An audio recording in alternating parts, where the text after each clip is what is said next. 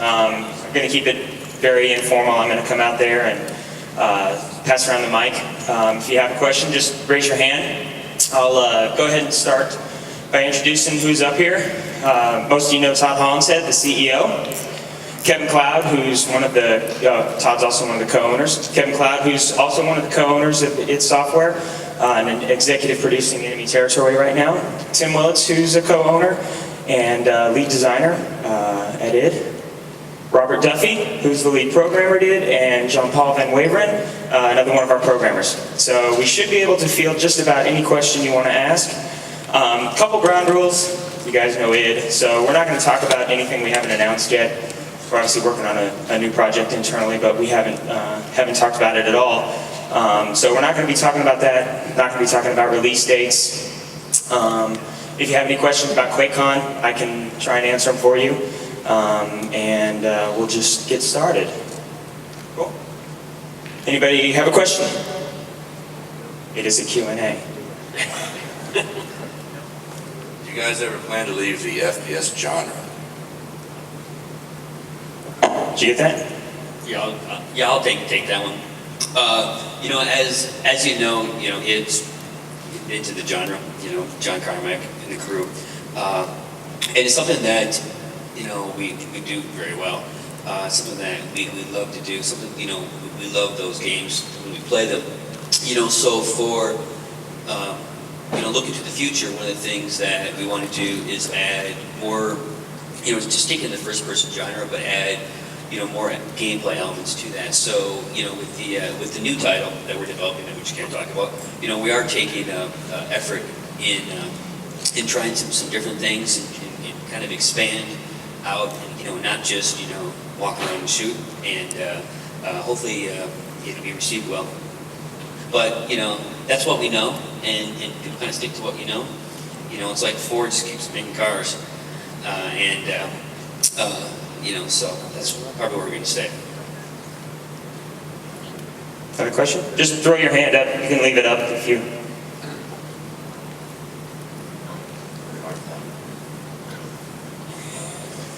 Hi. I seem to remember reading online about when Enemy Territory Quake Wars was inherited from John Carmack, the mega texture technology. John Carmack went on to say that he's made improvements to the technology, but that Enemy Territory would not be importing it. So can this improved technology, or is this improved technology going to be showing up in any titles or other any other licenses?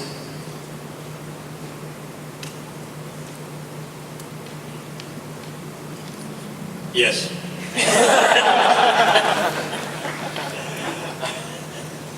Yeah, I mean, basically, what we're doing with Enemy Territory is sort of the first step of a long line of technical evolutions that John's been working towards. That, of course, we're going to roll into our games and the technologies we license out. Next. Hi, how's it going, guys? Return to Castle Wolfenstein and Enemy Territory were arguably the best first-person shooters I've ever played. I know a lot of people agree with me there.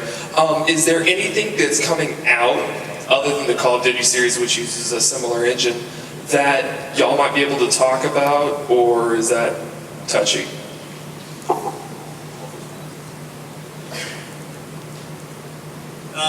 Yeah, I mean, we're working with Raven Software on a follow-up to Return to Castle Wolfenstein. We announced that at Microsoft's XO5, and that's going to have single player and multiplayer, and that's been in development now for a couple of years, so we're well underway on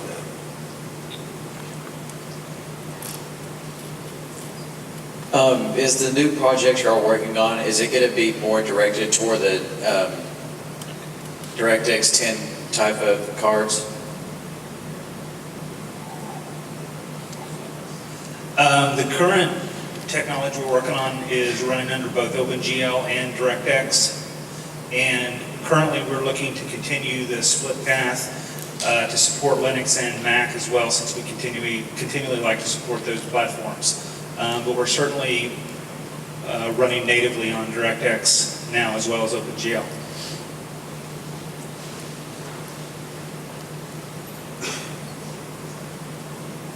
Well, as sort of a follow-up, you said that you're going to continue to develop for OS X and for Linux. And are you going to have any more pull with the third parties that license your product to perhaps push those OS X and Linux releases on third-party products?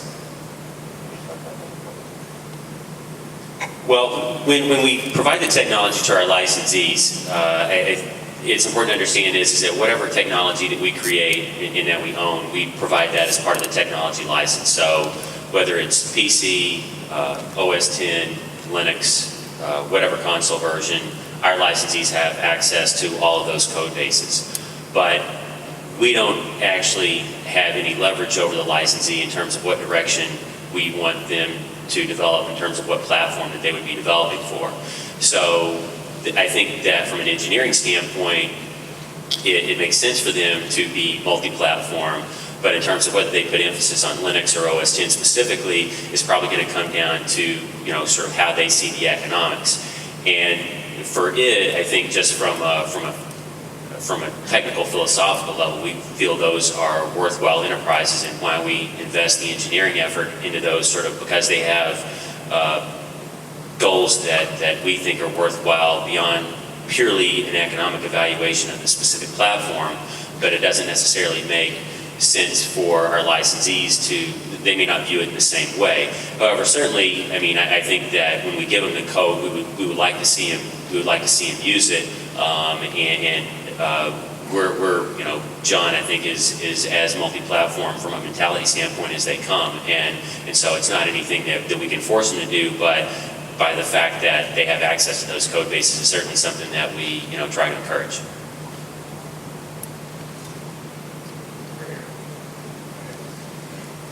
It's been kind of interesting that recently id Software has been partnering with other corporations or other companies and then producing those games. So your label shows up on games that are produced by other companies in partnership. I was just kind of curious if you would describe that relationship. Is that a logistical need because you need larger teams? Are they just really talented and you want to work with them? Is there a creative tie? I just kind of describe that because I think it's an interesting relationship. Yeah, I can answer some of it, and then maybe Todd can follow up with some other issues. Basically we're 30 people, and we have a number of very, very popular IPs. Of course, Doom, Quake, Wolfenstein, and we also want to develop some new IPs and to kind of expand our library and our ideas. So for us, because we develop new technology, we have a small internal team, we can really only do one game internally at a time, and games take 3 years or so to do. So if we did a new game, then we did another Doom, and then we did another Quake, your children would play that Quake by the time and then Wolfenstein on top of that, and then for us, we don't feel that we need to grow. We don't need to have id Software at 150 people. So, what we can do is we can find developers that have experience, talent, that share the vision that we share, like Raven, Splash Damage, companies like that. And, with a partnership with them, we're able to tap into their experience, their talent pool, their resources, and develop titles under our direction that we own, and really kind of expand our library without having to grow it to 200 people or so. So it really works out best for all y'all, because if you can play games more often, there would be no Quake 4 if we had to do it, because we wouldn't be done with it yet after Doom 3. So that's the reason behind that. Maybe Todd can talk any more about that, or is that good? Okay.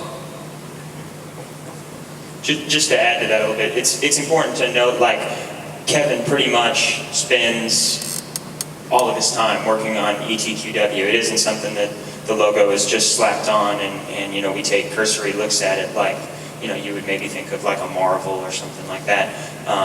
It is specifically worked on continually. And Kevin, actually, it might be interesting if you talk a little bit about how much time our team has put into ETQW helping out. Yeah, Yeah, our relationship with the team varies depending upon the title and the team. With something like enemy territories, since this last E3, I think I've been there to visit with Splash Damage in London. Tim's been there, Robert Duffy's been there, and so has John Paul. They come here to work with us on things like animation. A lot of the sound work for the game's being developed at id Software. A lot of the interface groundwork's being developed at id Software. So that's a really tight relationship. And pretty much every morning, Paul and I talk together either on the phone or on ICQ.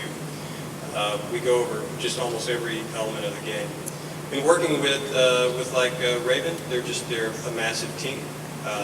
And so the relationship's quite a bit different, but we do stay in contact all the time. Matter of fact, Tim and I were just up there just a few weeks ago. So it varies, but yeah, there's a lot of involvement.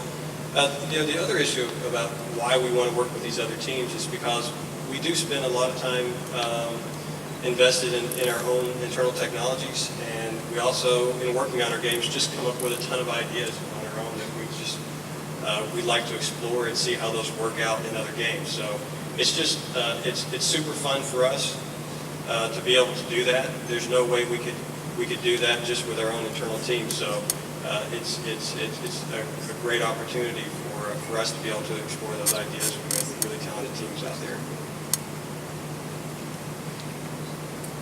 Has id ever considered or discussed, like maybe in cooperation with like the QuakeCon sponsors, sponsoring a mod development contest, kind of spur development, kind of similar to what Epic did with the Make Something Unreal contest?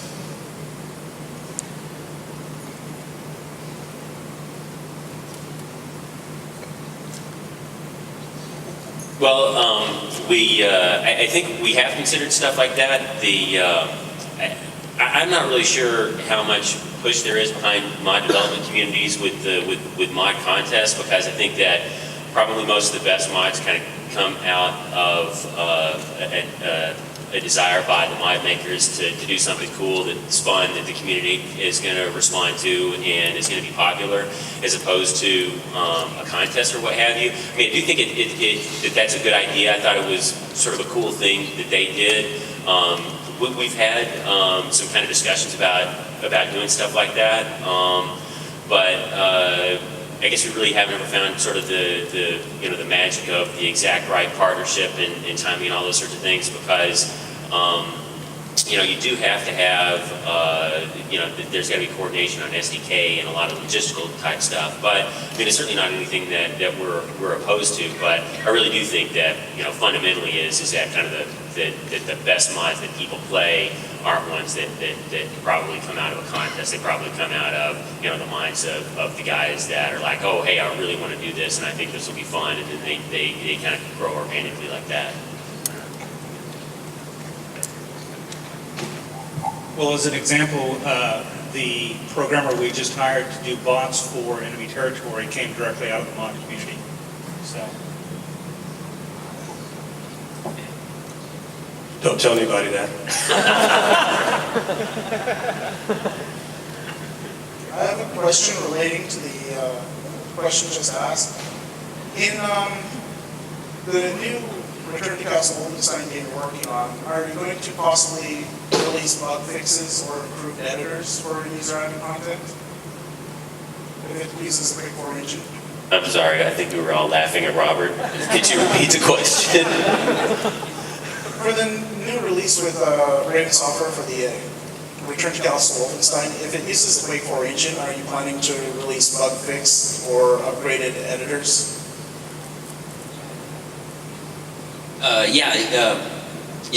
For all our games, and after Doom 3 and moving forward with this technology, the editors and the tools are actually integrated in the executable, and Raven has actually made some improvements to their specialized tools for Quake 4 that will be, Kevin can talk more about this, but be integrated in Wolfenstein. So all of our titles from here forward until we have a paradigm shift in technology will have those tools integrated in. So any bug fixes or enhancements to the tools or the engine will move forward. Actually, that may be a good question.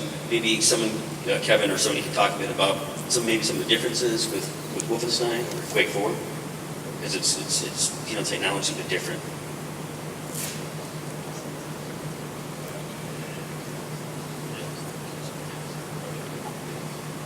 Yeah, I mean, I don't, we haven't really discussed a lot of the details about Wolfenstein, but I don't think you can really compare it at all to what was done with Quake 4. There's been a lot of effort spent on working with rendering to do things that are a lot more sort of open areas, make the gameplay a lot less linear, and to incorporate a lot more interactive elements into the gameplay. So there's been a fair bit of work on the technology. As a matter of fact, I would say that a good part of the initial year of the project was spent just focusing on technology improvements and getting those ready for what we want to do with the rest of the game.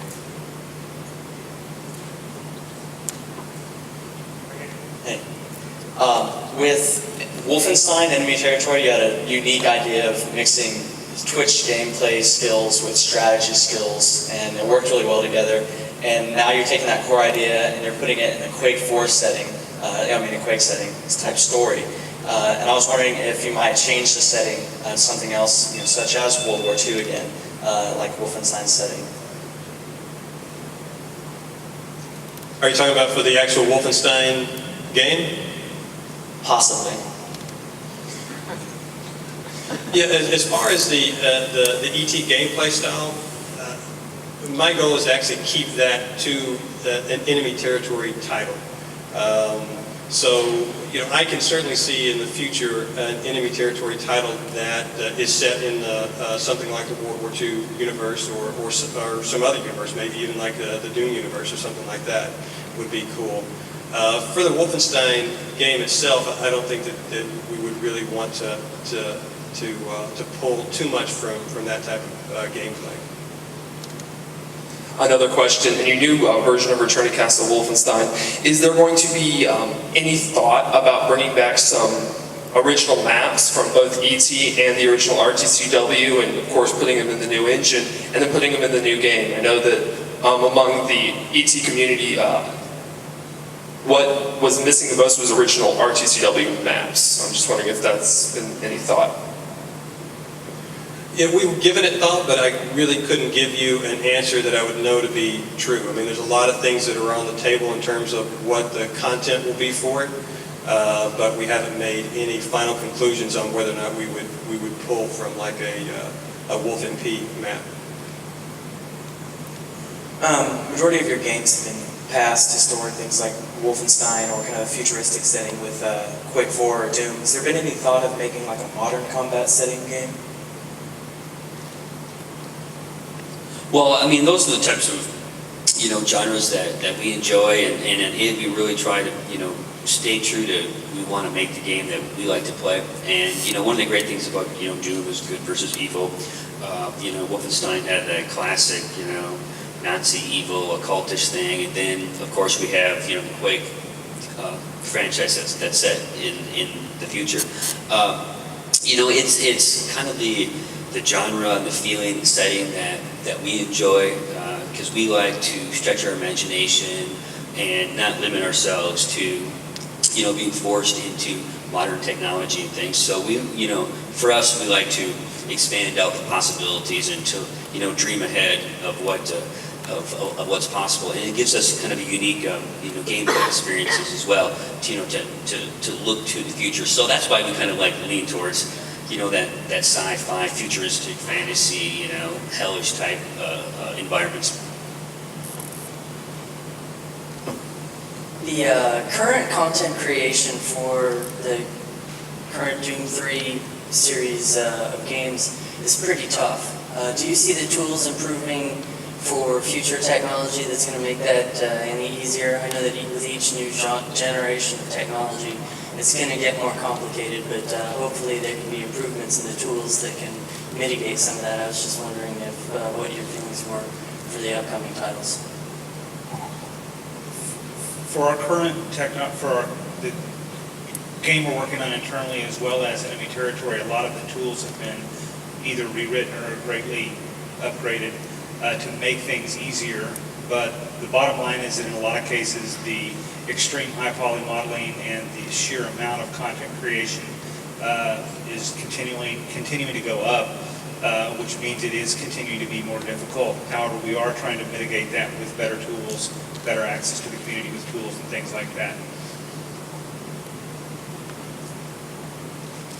I mean, just to add a little bit to that, on our next project that actually was one of the big pushes at the beginning of the project was to focus on the tools to be honest, not just for us internally. I mean, the same issues you guys are having out there in the modding community about getting content done is the same issues that we have internally. You guys get all the tools that we have to work with. And so, we see that as a big issue to deal with. And so I think we invested probably about a year or so. Earlier you mentioned that you were using both DirectX and OpenGL as kind of a parallel development path. Was that a necessity with the coming of the Xbox as a supported platform? And what considerations do you have with DirectX? Do you feel that it's a mature environment compared to OpenGL? I know previously OpenGL was greatly preferred. Is DirectX preferred now or just a necessity? Well, with our aim towards the 360, DirectX is a necessity, but DirectX has also matured to be feature equivalent to OpenGL. And, John may have something to say tonight and just talk about that, but it finally came down to the point where he didn't find any deficiencies in DirectX. He was able to pretty seamlessly move the render over to that. So, as a note, we still use OpenGL fully for tool development. We don't do any of the tool development for DirectX on the rendering side. Hands? Yeah. We have John Paul up here, and he's really a computer whiz. So if you're a techie and you have some programming questions, he can handle anything. This is kind of off topic. It doesn't have to do with anything. But does anyone that did play Guitar Hero? And if so, who's the best at it? I think actually it's either Matt or Mal, because Mal was in a band, but Matt's pretty good. Who else is good, Matt? The guy with the microphone back there handing it around did a late night Guitar Hero session reportedly before the start of QuakeCon, and I think he actually broke Guitar Hero doing the Who slam of a guitar on the TV console. It was embarrassing. Actually, I think is Paul Edgewood good Guitar Hero? Is he splash damage? He can't do behind his head or something. All right, hold on. Are you currently working on any support for these physics cards that are just coming out? We currently don't have anything. We're not working on using the physics card. It may be something we'll look into in the future, but right now it's not something we need, or that we have enough support from the community, or there's enough cards out there to spend a whole lot of time developing for that.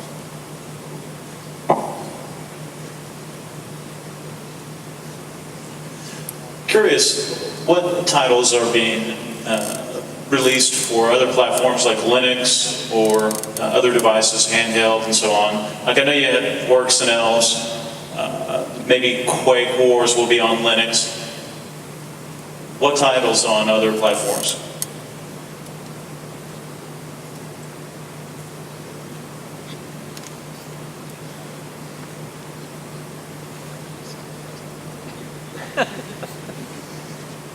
Yeah, I mean, and once again, it's sort of an issue that we can't discuss things that haven't been announced yet.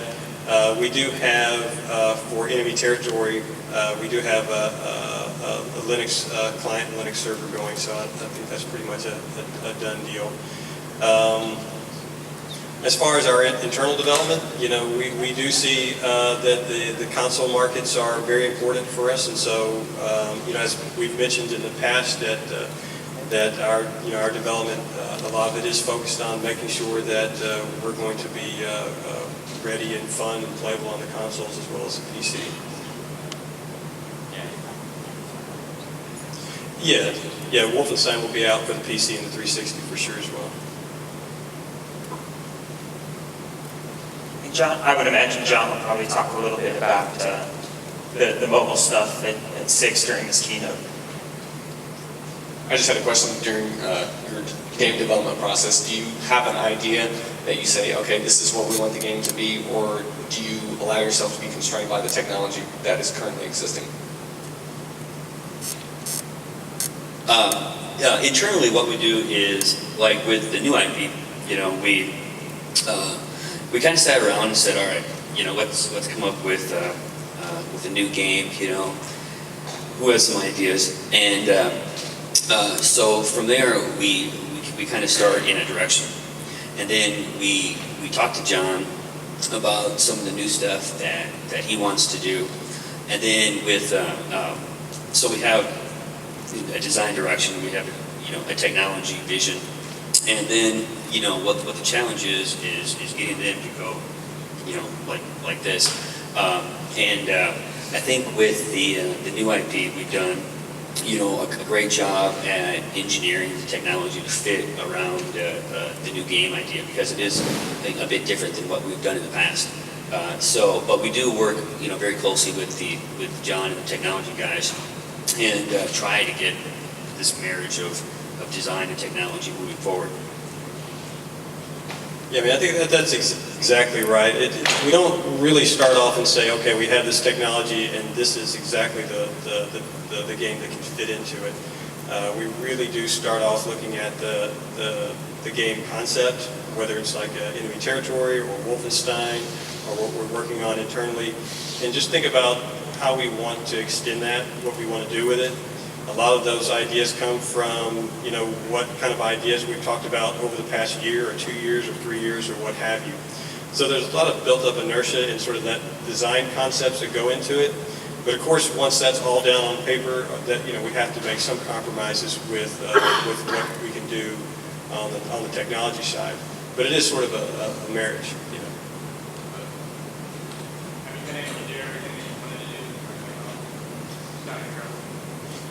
On which title? Are you just talking about just in general?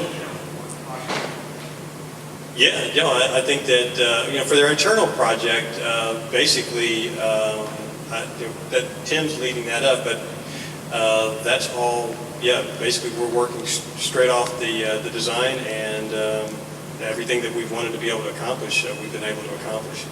A lot of it is also John coming in and saying, look, I got this great idea, we can do this with the technology. And you go, oh, okay, well that allows us to do all these kind of cool things with the design as well. So it is that kind of relationship issue. And of course there's always just designers are pushing technology, and that's always going to go on.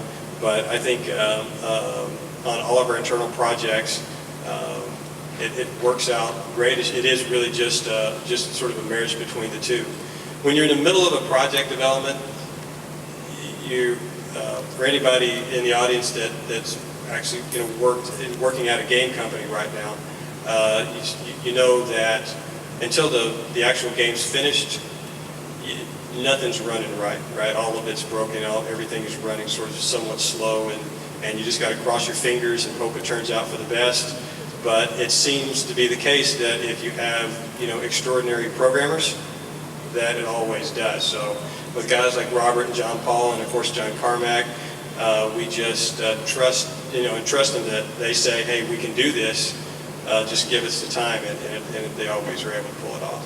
So you go to them first and say, we want to do this, and they make it happen. Yeah, pretty much.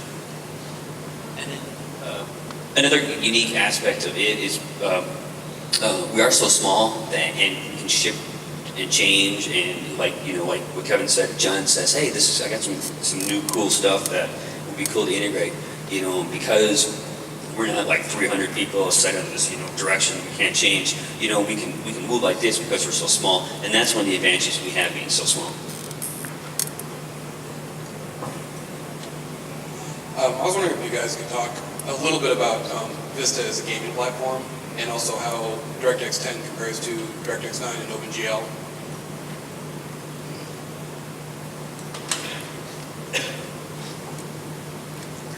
We haven't currently worked directly on Vista yet, since we don't have a product apart from Enemy Territory that it's going to be shipping on soon. Since I'm not a rendering guy, I cannot go into in-depth details between DirectX 9 and DirectX 10. Although DirectX 10 does bring a lot to the table, and it also requires a lot of hardware that DirectX 9 does not. I think that hopefully one of the things Vista will bring for games is better piracy protection, because I think that's one of the killers on PC games currently, and we're hoping that it brings something to the table along those lines. I think Vista overall looks really nice as an OS and should be a good gaming platform, and I think it's a good move by Microsoft, because they're effectively trying to leverage the Xbox Live Arcade stuff onto the desktop, and hopefully I think that's a good strategy.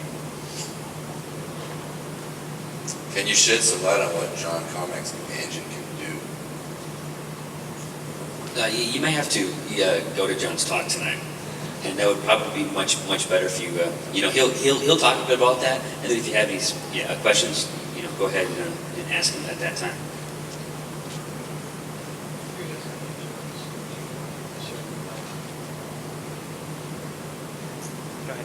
I'm going to try and skirt, I know the whole IP thing is kind of a touchy issue, but as a general sense, I think I speak for a lot of people when I say that one of the most appreciated things about hit games in the past has always been the tight and focused gameplay. And now with all of these kind of sandbox exploration popular titles, and with the word on RTCW being a little bit more exploratory, is there going to be a bit of a paradigm shift between your focused, really, minusculely designed gameplay as opposed to a broader, more exploratory thing?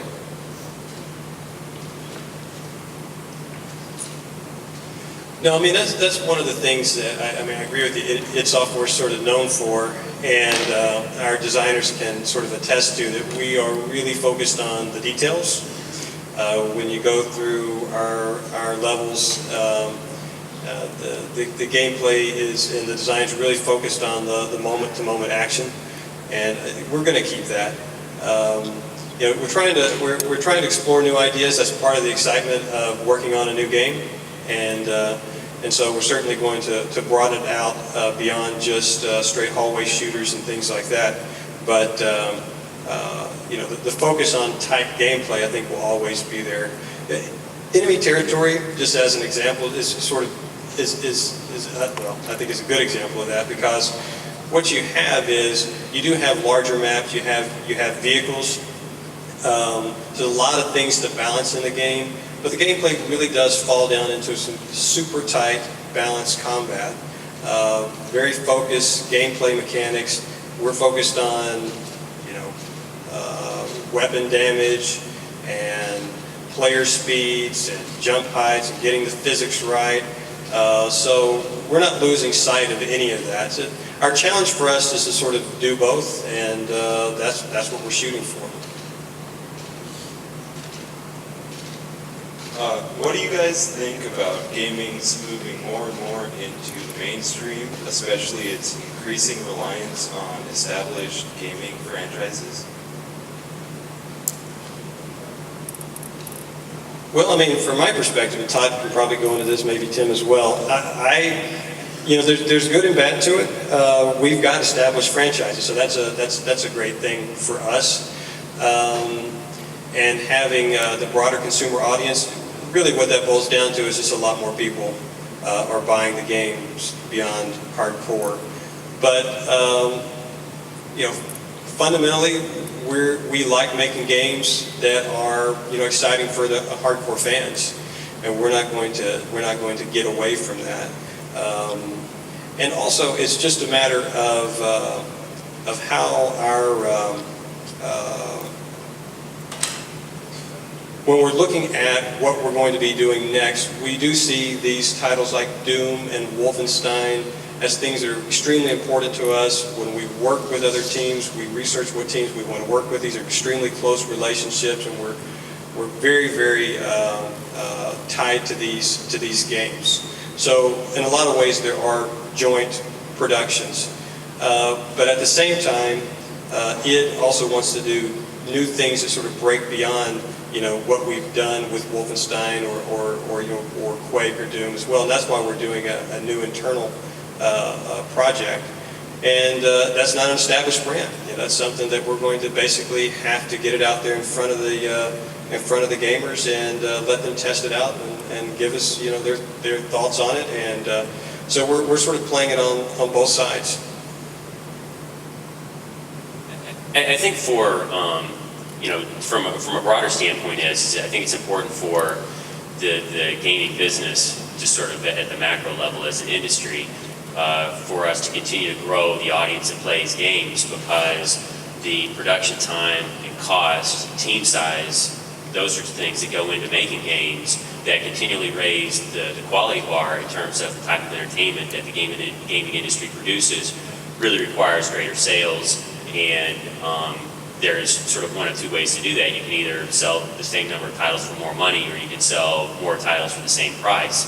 And so I think it's really critical for the industry to continue to expand the audience, because back in the Quake 2 days, when I started it, I remember there were 12 people was the entire production team for Quake 2, and as Tim said, we're over 30 now. So effectively in terms of the team size, it's tripled. Plus the production time has increased as well.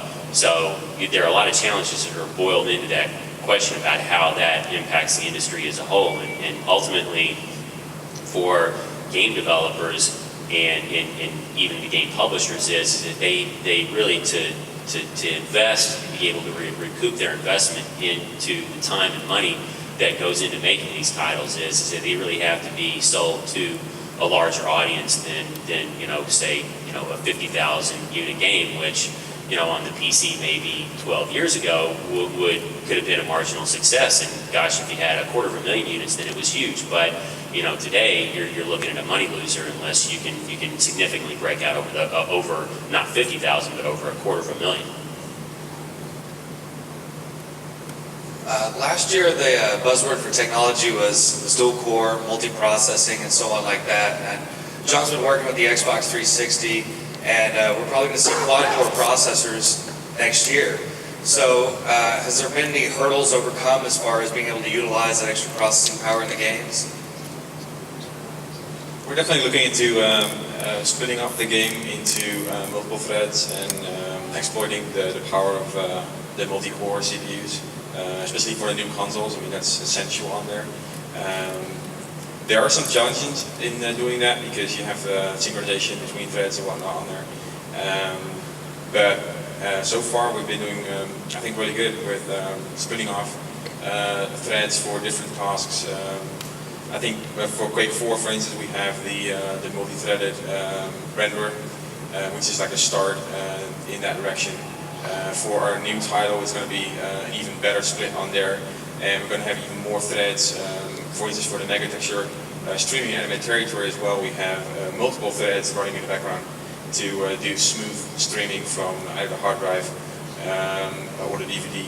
And there we actually really push the envelope and try to use more cores. What are your thoughts on the recent E3 downsizing, and how do you think it's going to affect the gaming community as a whole?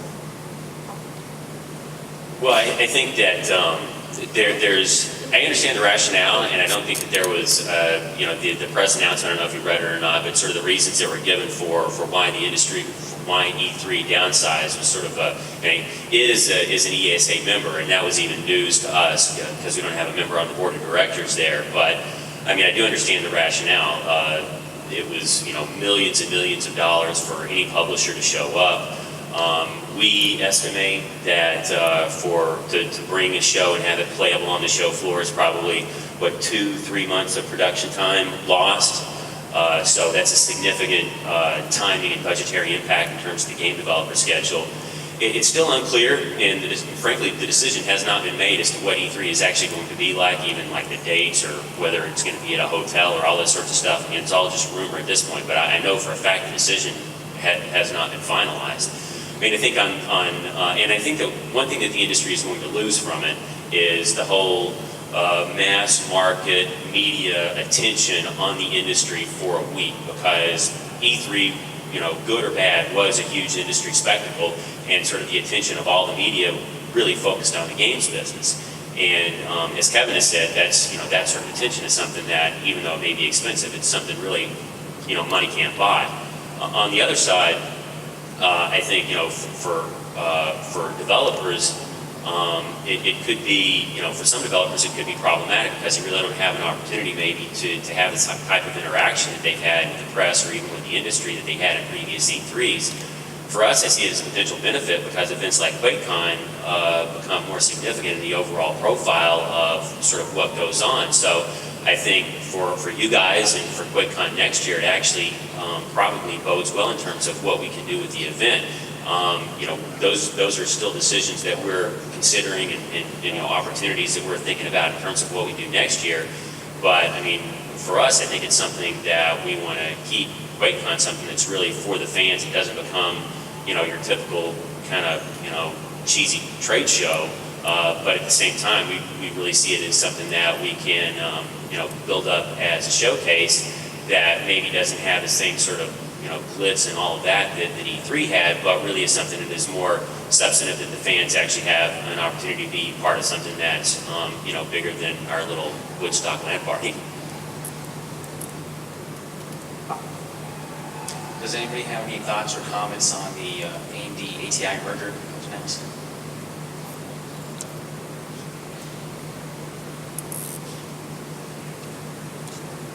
I wish I would have bought ATI stock before the announcement was made. I mean, apart from that, I don't, at least from what they're telling us, is that it's not really going to have an impact on their relationship with developers. Apart from that, I think we'll just have to wait and see. Probably NVIDIA and Intel have, more hardcore thoughts about that. I mean, we are pretty agnostic with respect to partners. I mean, Intel is obviously sponsored here at QuakeCon, so is NVIDIA, so at this event, they're going to get the nod from id. But really it's, in terms of how we evaluate our relationships with those guys, you can just ask John. It's really a technical, merit basis, and whoever has the best processor, whether it's Intel or AMD, John's going to say they have the best processor, who has the best graphics card. That's what John's going to say. So we don't really pull any punches in that regard. But if they can do what they claim to do in terms of synergies between the two companies, I think that it could be a good thing. But I think really it pretty much remains to be seen at this point. I'm just going to do a couple more questions here. On a more technical side, how do y'all feel about the addition of the AMD 64 instruction set, and it's becoming more integrated with Intel as well, and the 64-bit Windows Vista coming out? I think moving to 64-bit is a great move because we regularly run into memory limitations. Obviously the games are still targeted at less memory than 2 gigabytes, which is the limit right now for 32-bit systems. But during development, there's so many tools you're running and so many applications that need way more than 2 gigabytes. And for that, it's going to be a really good move to move forward to 64-bit. What games have influenced previous or current id games? Probably the biggest influence on current id games is past id games, and which actually quote myself from Todd. The thing is when we now there's one thing to remember about game development, and it's the people that are working on the team. During Doom 3 and and through this new title, we've, hired some people have left and things. And, it's the personalities, desires, wishes, inspirations of those individual people that add to the mix that make the final product. And so it's impossible to say that there's like one, the influence that we have in it, because really our games are, a combination of all those that work on it. And one of the great things about it is again, because we're so small, and we have such a flat management structure that everybody, has input and say in the titles, and that, is where we can come up with a lot of originality and creativity. It's from those individual people. So it's really impossible to say exactly, where the influence is from, besides, our older id games. I think Robert touched briefly on piracy in one of his answers, and I'm curious. I think most of us have noticed that retail outlets like Electronics Boutique have largely stopped carrying PC titles in their stores. And I'm wondering what effect on development cycle and possible feature sets piracy may have as you guys are going forward with your new titles.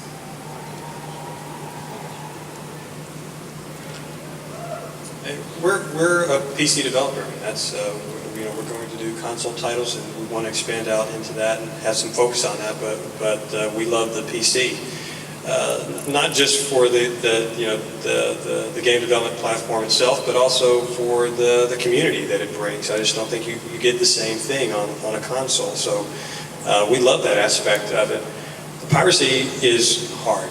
I mean, that is really, from my opinion, is destroying the PC market. I think there's a lot of good ideas out there on how to solve it. But when you look out there at the number of games that are getting pirated, it is just devastating. And it's the primary reason why retailers are moving to the console. It's something that's on every PC developer's mind on how to try to reduce it. Because if you like the PC, you just hate to see it basically fall lower and lower down. On the good side of things on the PC market, I don't think the PC market is shrinking at all. I think there's tons of people out there playing games on PC. I think World of Warcraft is a good example. A game that has a massive audience on the PC, but they're getting their revenue because it's subscription based, because you can't pirate it. So I think once we get that solved, you're going to find a lot more PC titles out there on the retail shelf, and hopefully more resurgence among publishers having interest in PC development. We actually need to. You want to finish up?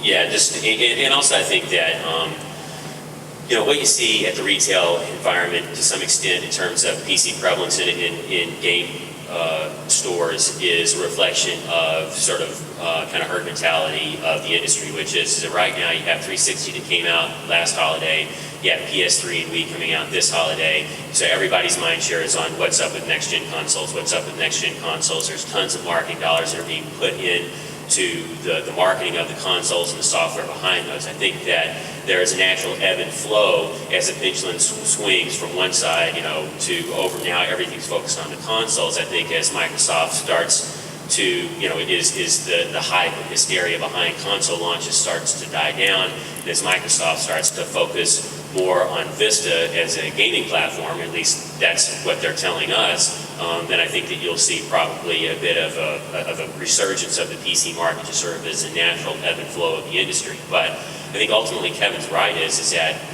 probably the chief problem that the PC industry faces really above all else is the piracy issue. And there is, about 70% of the land mass of the entire world where you cannot sell games on a legitimate market because the pirates will beat you to the shelf with your own game.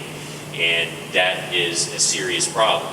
And even in the other percentage of the world, Europe, United States, Canada, Japan, and some of the other, Australia, some of the other Pacific Rim countries, you still have serious piracy rates among PC titles, and I would just hazard a guess out there. I don't think anybody knows, but You may literally have more games being played illegitimately than you have being played legitimately, and so when you're giving up that much market to people who aren't paying for the games or are buying the games from ways in which the developer doesn't get paid for it, it creates a big challenge not only for the developers and the publishers, but also for the retailers, because they have to make bets when they buy their game inventory too. And so, they look at the piracy numbers too, and it's like, well, we're going to sell console games that we know people aren't going to be pirating, or we're going to make a big inventory bet on PC games where we have to go and, spend hundreds of thousands, maybe millions of dollars in making an inventory commitment, and there's a big risk that these units are going to go unsold because somebody's going to download it over the internet.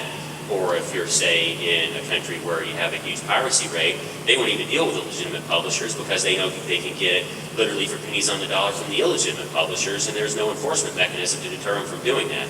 So, the industry is trying to work on combating that problem, but it is a very serious problem. There's really not any magic bullet to solve it, or else it would have been solved already.